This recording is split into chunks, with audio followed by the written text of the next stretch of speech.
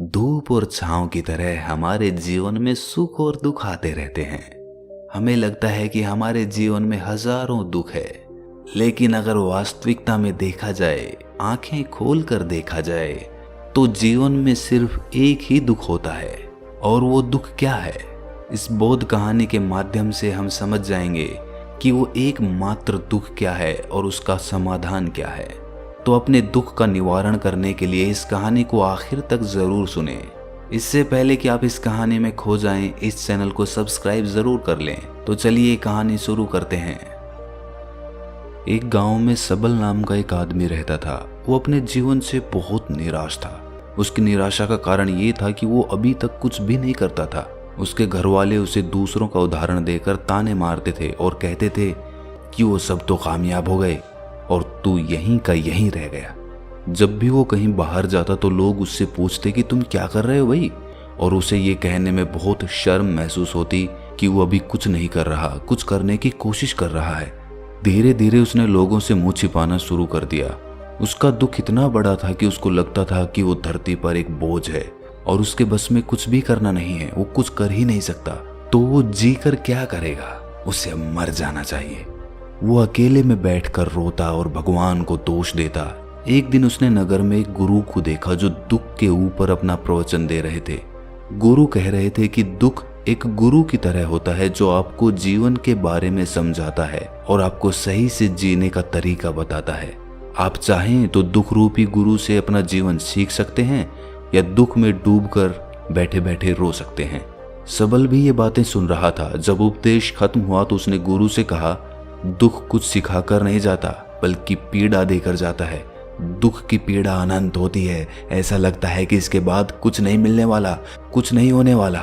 मृत्यु भी उसके सामने कम लगती है। गुरु ने पूछा कि क्या दुख है तुम्हें? सबल ने अपनी सारी परेशानी गुरु को बता दी और कहा कि मेरे दुख का आपके पास कोई समाधान नहीं है। गुरु ने मुस्कुराकर कहा कि जब तुम्हारे जीवन में असली दुख आए तभी मेरे पास आना, मैं उसका समाधान अवश्य करूंगा। ये कहकर गुरु वहां से चले गए। सबल ने सोचा कि क्या मेरा दुख असली नहीं है? क्या ये दुख जो मैं झेल रहा हूं दुख नहीं है? कोई भी मेरे दिल का दर्द नहीं समझता। अरे घर वाले नहीं समझते तो गुरु क्या समझेंगे? अपने दुखों से परेशान होकर सबल ने एक निर्णय लिया कि वो कुछ करके दिखाएगा। उसने एक छोटा सा व्यापार शुरू किया। उसे उसके व्यापार में सफलता नहीं मिल रही थी, पर उसके घर वाले बहुत खुश थे कि वो कुछ तो प्रयास कर रहा है। धीरे धीरे उसे सफलता मिलने लगी और फिर उसने रफ्तार पकड़ ली। वो 2 सालों के भीतर ही एक बड़ा व्यापारी बन गया। अब उसके आसपास काफी लोग थे जो उसे पसंद करते थे, जो उसकी चिंता करते थे, जो उसके कार्यों की सराहना करते थे, प्रशंसा करते थे। उसके माता पिता भी अपने बेटे की प्रशंसा करते करते नहीं थकते थे। उसके मित्रों की संख्या दिन ब दिन बढ़ती जा रही थी और वो बहुत खुश था। फिर उसके कुछ दोस्तों ने उसको सलाह दी कि उसे अपना व्यापार अब और बड़ा करना चाहिए। जब वो बड़ा व्यापारी बनकर इतना खुश है तो सोचो, अगर तुम इस नगर के, इस राज्य के सबसे बड़े व्यापारी हो जाओगे तो कितना सुख होगा तुम्हारे पास, कितने लोग तुमसे जुड़ेंगे, कितना यश तुम्हारा फैलेगा। स्वयं राजा भी तुम्हारी तारीफ करेंगे और जरूरत पड़ने पर तुमसे ही धन उधार लेंगे। ये बात सबल के मन में बैठ गई और अब वो और ज्यादा मेहनत करने लगा। लेकिन ये सब कुछ उसे बहुत जल्दी चाहिए था। ज्यादा समय इसमें वो बर्बाद नहीं करना चाहता था। इसीलिए उसने कुछ ऐसे काम किए जो उचित नहीं थे। उसने बहुत बड़ी मात्रा में धन उधार ले लिया और वो यहीं पर नहीं रुका। ज्यादा मुनाफा कमाने के चक्कर में उसने अपनी माल की गुणवत्ता खराब कर दी। उसके मित्र उसे जैसा कहते थे वो वैसा ही करता रहा। दूसरे व्यापारियों के खिलाफ षड्यंत्र भी रचने उसने शुरू कर दिए। अब उसके जीवन का सुकून कहीं चला गया था। उसे अब रातों में नींद नहीं आती थी। वो हमेशा कुछ उधेड़-बुन में लगा रहता था। सुख साधन की सारी वस्तुएं होने के बाद भी उसे किसी चीज में सुख नहीं मिल रहा था। एक दिन सबल अपने रथ में बैठकर एक मार्ग से जा रहा था। रास्ते में उसने उसी गुरु का आश्रम देखा। वो गुरु के पास पहुंचा और कहा, गुरुदेव, आपने कहा था कि असली दुख हो तो ही मेरे पास आना। मेरे जीवन में बहुत दुख है, मैं रात को सो भी नहीं पाता हूँ। सबल गुरु को अपनी सारी बात बताता है। गुरु ने कहा कि जब तुम पहली बार मिले थे तब भी तुम किसी दुख में थे, उस दुख से तुमने क्या सीखा? सबल ने कहा, मैंने सीखा कि केवल सोचने मात्र से कुछ नहीं होता।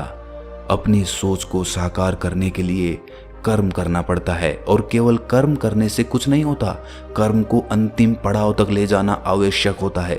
चाहे रास्ते में कितनी भी बाधाएं आए, कितनी भी निराशा आए, चाहे ऐसा क्यों ना लगे कि अब कुछ नहीं होगा, तब भी ये मानकर कि जो कार्य मैं कर रहा हूं मैं इसमें सफल होकर ही रहूंगा, कर्म करना चाहिए। लोग केवल सफल आदमी को ही महत्व देते हैं, बाकी चाहे कोई कितना भी अच्छा क्यों ना हो, इस दुनिया के लिए वो बोझ ही कहलाता है। गुरु मुस्कुराए और कहा, जब तुम्हारे जीवन में असली दुख आए तब मेरे पास आना, मैं उसका समाधान अवश्य करूंगा। सबल फिर से आश्चर्यचकित हो गया कि ये दुख क्या असली दुख नहीं है? असली दुख और होता क्या है? लेकिन उसने कुछ नहीं बोला। सबल ने गुरु को एक घड़ा भेंट किया जो सोने के सिक्कों से भरा था। घड़े को देखकर गुरु ने कहा कि इस घड़े को वहां उस पेड़ के नीचे गड्ढा खोद कर दबा दो, ये मेरे किसी काम का नहीं है। सबल ने ऐसा ही किया और वो वहां से चला गया। धीरे धीरे सबल को व्यापार में घाटा होने लगा। उसकी धन संपदा धीरे धीरे घटने लगी और एक ऐसा समय आया जब उसके ऊपर बहुत कर्जा हो गया था।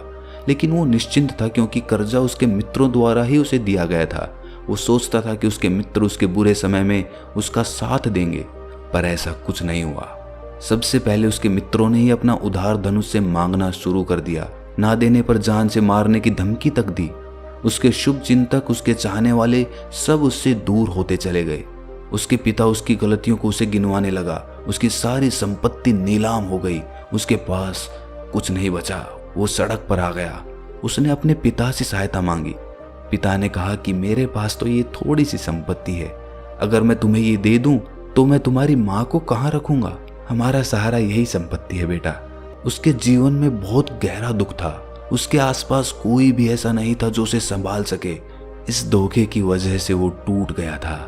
लगता था कि जीने का कोई मतलब नहीं है, मृत्यु ही एकमात्र सहारा है। वो मरने के लिए एक नदी की तरफ जा ही रहा था, तभी रास्ते में उसे याद आया कि गुरु ने कहा था कि जब उसके जीवन में असली दुख आए तो वो उनके पास आए और वो उसके दुख का समाधान कर देंगे। सबल गुरु के पास गया और उसने गुरु को सारी बात बताई और कहा कि मेरे दुख का समाधान कीजिए गुरुदेव। गुरु ने कहा कि जब तुम्हारे जीवन में असली दुख आए तभी मेरे पास आना, मैं उसका समाधान अवश्य कर दूंगा। सबल ने कहा कि असली दुख क्या होता है ये असली दुख गुरुदेव? क्या अब मेरे जीवन में जो घट रहा है वो दुख नहीं है? गुरु ने कहा कि पहले ये बताओ कि तुमने अपने इस दुख से क्या सीखा है। सबल ने कहा कि जो लोग तुम्हारी तरक्की के पीछे पीछे तुम्हारे साथ आए हैं वो तुम्हें धोखा देंगे, क्योंकि तुम्हारे बुरे समय में वो तुम्हारा साथ नहीं देंगे बल्कि तुम्हारा फायदा उठाएंगे। भरोसा केवल उन्हीं लोगों पर करना चाहिए जो तुम्हारे बुरे समय में, असफलता के समय में तुम्हारे साथ खड़े रहे हों। और ऐसे लोग बहुत कम ही देखने को मिलते हैं गुरुदेव। जिन्हें मिलते हैं उन्हें हमेशा उनकी कद्र करनी चाहिए। कभी किसी के खिलाफ षड्यंत्र नहीं करना चाहिए। ईमानदारी और धैर्य के साथ काम करना चाहिए। लालच नहीं करना चाहिए। गुरु ने पेड़ के नीचे गड्ढा खोदकर घड़ा निकाला जिसमें सोने के सिक्के भरे थे और वो घड़ा सबल को दे दिया और कहा कि जब असली दुख आए तभी मेरे पास आना। सबल को उस घड़े से थोड़ी उम्मीद मिली। उसने गुरु को प्रणाम किया, धन्यवाद किया और वो घड़ा लेकर चला गया। उस धन से उसने दोबारा व्यापार शुरू किया और अब वो छोटा सा व्यापारी बनकर भी खुश था और ईमानदारी से काम करते करते वो फिर से एक बड़ा व्यापारी बन गया। हालांकि इसमें उसे अब कुछ समय लगा, लेकिन अब वो खुश था। उसका जीवन खुशियों से भरा था। लेकिन आप कितने ही अच्छे हैं, कितना ही अच्छा काम करते हैं, दान करते हैं, पुण्य करते हैं, लोगों की मदद करते हैं, जीवन में दुख सबके आता है। तो सबल के जीवन में भी फिर से दुख आया। उसके माता पिता की मृत्यु हो गई। वो दोनों एक ही दिन मृत्यु को प्राप्त हो गए। सबल अपने माता पिता से बहुत प्रेम करता था, इसीलिए उसे बहुत गहरा आघात लगा। वो उन्हें शमशान ले गया, वहां पर उनकी अंतिम क्रिया की। सबल ने जब उन्हें चिता में जलते हुए देखा तो उसका मन बेचैन हो उठा। उसके मन में हजारों सवाल खड़े हो गए। वो घर वापस आया तो उसने अपने माता पिता की संपत्ति को देखा जिसके लिए वो हमेशा लड़ते रहते थे। आज वो लावारिस की तरह पड़ी थी। उसकी देखरेख करने वाला, उसे देखने वाला कोई नहीं था। उसके पिता ने जो भी इकट्ठा किया था सब यहीं पर रह गया था। एक दिन पहले तक भी वो अपनी संपत्ति के लिए किसी से भी लड़ने के लिए तैयार थे, लेकिन आज सब कुछ खत्म हो चुका था। उसका मन बहुत बेचैन हो रहा था। लग रहा था जैसे कुछ खाली है, कुछ अकेलापन सा है, कुछ डर है, कुछ है जो समझ नहीं आ रहा। इसीलिए वो गुरु के पास पहुंचा। गुरु ने सबल को देखते ही कहा कि क्या कोई दुख है? सबल ने कहा कि जीवन में वैसे तो कोई दुख नहीं है गुरुदेव, सब ठीक ही है, सब सुखी हैं, पर आज मेरे माता पिता की मृत्यु हो गई और मेरा मन बहुत दुखी है। गुरु ने कहा कि इसमें दुखी होने वाली क्या बात है? एक दिन तो सबके प्रियजनों को मर जाना ही है। जीवित तो यहाँ कोई नहीं रहा और ना ही कोई रहेगा। तुम भी एक दिन मर जाओगे, हो सकता है कल, या कहो आज, या कहो तो अभी भी तुम मर सकते हो। सबल ने कहा कि गुरुदेव, आप ये क्या कह रहे हैं? मैं भी मर जाऊंगा? अरे मैं तो अभी जवान हूं। गुरु ने कहा कि प्यारे, इस भ्रम में मत जीना कि मृत्यु बूढ़ों को ही आती है। बूढ़ों के सामने जवान भी मर जाते हैं, बच्चे मर जाते हैं। मृत्यु का किसी की उम्र से कोई लेना देना नहीं है। गुरु के मुख से ये बातें सुनकर सबल वहां से चुपचाप चला गया, पर उसका मन जैसे बेचैन हो गया था। वो कुछ खालीपन सा महसूस कर रहा था। दिन रात वो अपने बारे में ही सोचता रहता कि वो क्या कर रहा है, वो क्या है, क्यों है, कैसे है, हम क्या हैं, हम क्या करने आए हैं यहाँ पर? क्या बस चीजों का उपभोग करना और मर जाना ही जीवन का असली मतलब होता है? उसे कोई जवाब नहीं मिल रहा था और उसका दुख बढ़ता ही जा रहा था। कुछ दिन बाद वो वापस उसी गुरु के पास पहुंचा और गुरु को सारी बात बता दी। गुरु मुस्कुराए और गुरु ने कहा कि आज पहली बार तुम्हारे जीवन में असली दुख उत्पन्न हुआ है। वास्तव में यही है जो दुख कहलाने लायक है, कि हमें पता ही नहीं है कि हम क्या कर रहे हैं, क्यों हैं, कैसे हैं, कौन हैं हम और हमें क्या करना है। सबल ने कहा, गुरुदेव मेरे दुख का समाधान कीजिए। गुरु ने कहा कि हम सब अपने जीवन भर क्या इकट्ठा करते रहते हैं। सबल ने कहा कि गुरुदेव, सभी लोग धन संपत्ति, मान सम्मान, प्रेम, परिवार, मित्र, शत्रु, पद प्रतिष्ठा इकट्ठा करते रहते हैं। गुरु ने कहा कि क्या इनमें से कुछ भी इकट्ठा करके हम अपने साथ ले जा सकते हैं? सबल ने कहा कि नहीं गुरुदेव, इनमें से तो कुछ भी साथ नहीं ले जाते। मेरे माता पिता के साथ भी कुछ नहीं गया, सब तो यहीं पर छूट गया। गुरु ने कहा, ध्यान से समझना, इस दुनिया में हम जिसे इकट्ठा करते हैं उसे हम कभी इकट्ठा करते ही नहीं। सभी चीजों को देखते हैं लेकिन उसे देखते ही नहीं। जिसे हमें इकट्ठा करना है वो है हम खुद। हमें इस दुनिया में अपने आप को इकट्ठा करना है ताकि जब हमारी मृत्यु हो तब हम एक हो सकें और अपने आप को पहचान सकें। हम बटे हुए हैं प्रेम में, नफरत में, क्रोध में, क्रूरता में, धन में, संपत्ति में, पद में, प्रतिष्ठा में, सम्मान में, पहचान में, धर्म में, जाति में, दूसरों को लूटने में और अपने आप को लुटाने में, और ऐसी ही हजारों लाखों वासनाओं में हम बंटे पड़े हैं। हम टुकड़ों में जीवन जी रहे हैं। हमारी चेतना कभी भी एक नहीं हो पाती।